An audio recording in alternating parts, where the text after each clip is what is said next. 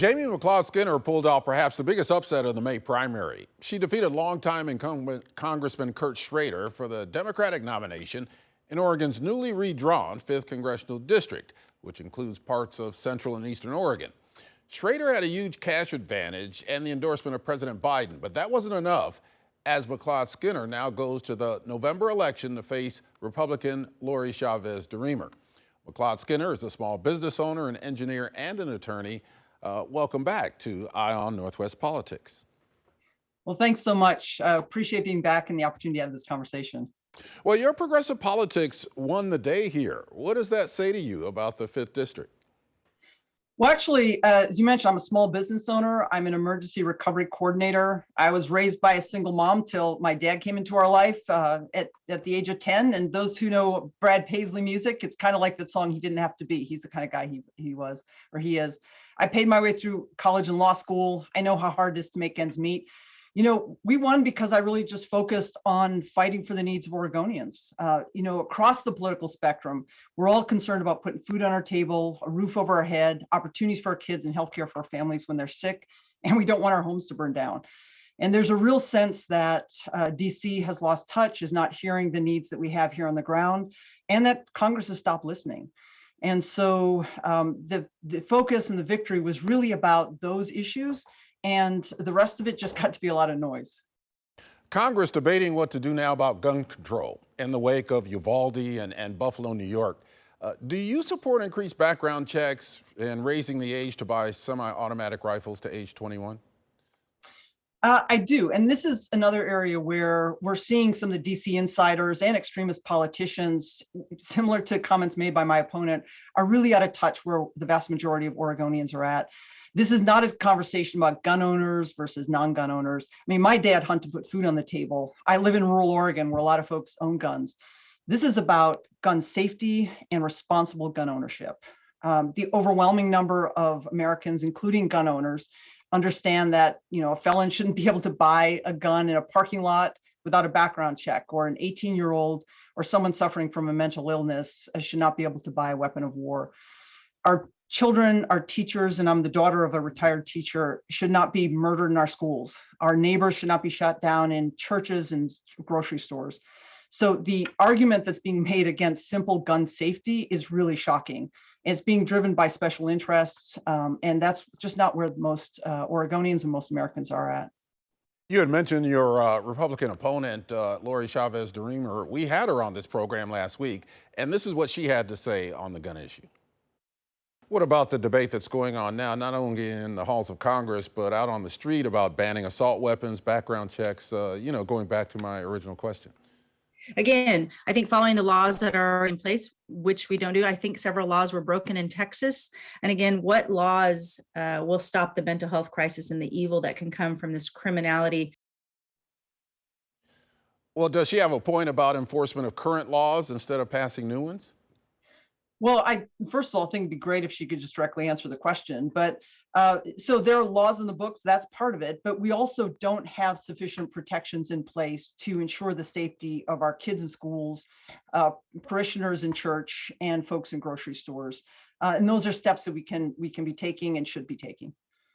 We're still waiting for the abortion decision from the U.S. Supreme Court. We expect that over the next couple of months that could overturn Roe v. Wade. If that happens, what will be your response in Congress? Well, look, politicians have no business putting themselves between a woman, her doctor, and her faith-based decisions. It's really that simple. And right now we're seeing the Supreme Court actually roll back rights and protections that Americans have. This is the first time in our history. And right now there are Republicans in Congress who want to ban abortion with no exception for rape, for incest, or the health or life of the mother. And you mentioned my opponent. She has allied herself with some of those extreme right-wing groups, and she's already said there should be more restrictions in place. I disagree. We can't take chances by electing someone who is going to have that extremist view. No doubt, based on the statements she's made, that if a total abortion ban was put in front of her, that she would vote for it. The bottom line is government needs to know when to help out and when to get out of the way. And this is an example when government needs to get out of the way and let women be making these decisions for themselves. Many observers say this November could see a Republican wave as Republicans try to win back the Senate and close the gap in the House.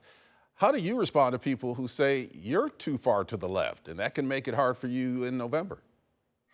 Well, what I've heard in the most conservative parts of our state from Democrats, Republicans, and independents is the bottom line, and this is what I've worked on for years, has been part of my career, is we want to be able to put a roof over our head, food on our table. We want opportunities for our kids. We want healthcare for our families when they're sick. We don't want our homes to burn down, and we don't want to lose our family farms to drought.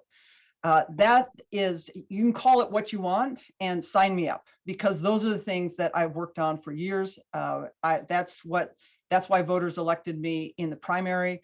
And that's what, the folks I'm talking to across the political spectrum those are the issues they're talking about. People are concerned about how we can pay for gas, how we can address inflation.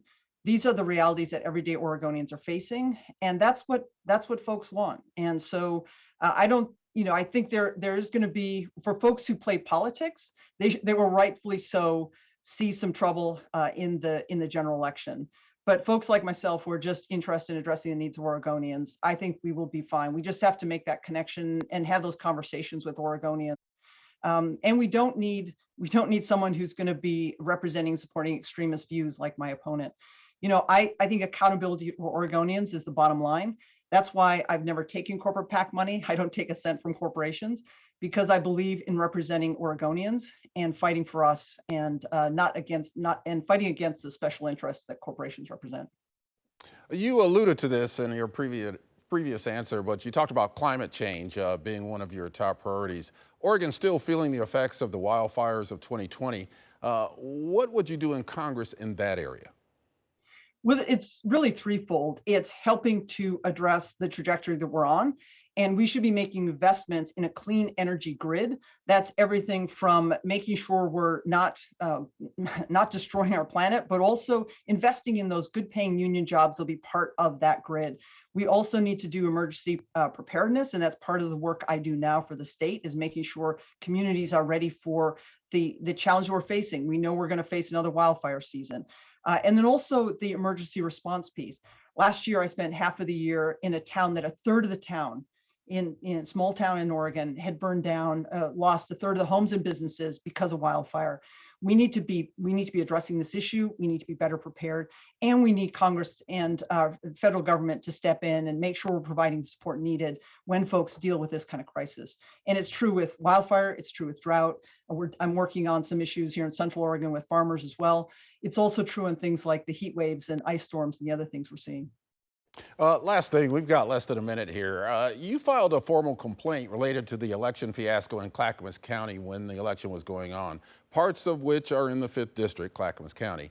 Now, looking back, what concerned you the most about that, and do you think it could affect the integrity of the election or future elections?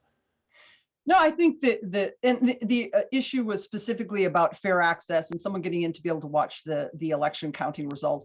We all want elections to reflect the will of the voters, and we want the results in a timely manner. And this is really an opportunity to thank all the hardworking staff and volunteers in Clackamas County. We've got clear results now, but we also want to just make sure there's equal access. Maintaining trust in our elections is important, and we have a phenomenal record here in Oregon with our vote by mail process and with the hard work of so many clerks across our state and so many election staff and volunteers. So much respect to them and appreciation for them. Oregon's really a model on this. And there was a shortcoming. It was because we have such a high standard and expectation for elections that we wanted to call out where the Clackamas County clerk had fallen short. Jamie McLeod-Skinner, thank you for returning and joining me on Eye on Northwest Politics. Thanks so much for your time, folks. Interest our campaign. It's jamiefororegon.com. Check it out and join the effort to help fight for Oregonians in Congress. Thank you for being here.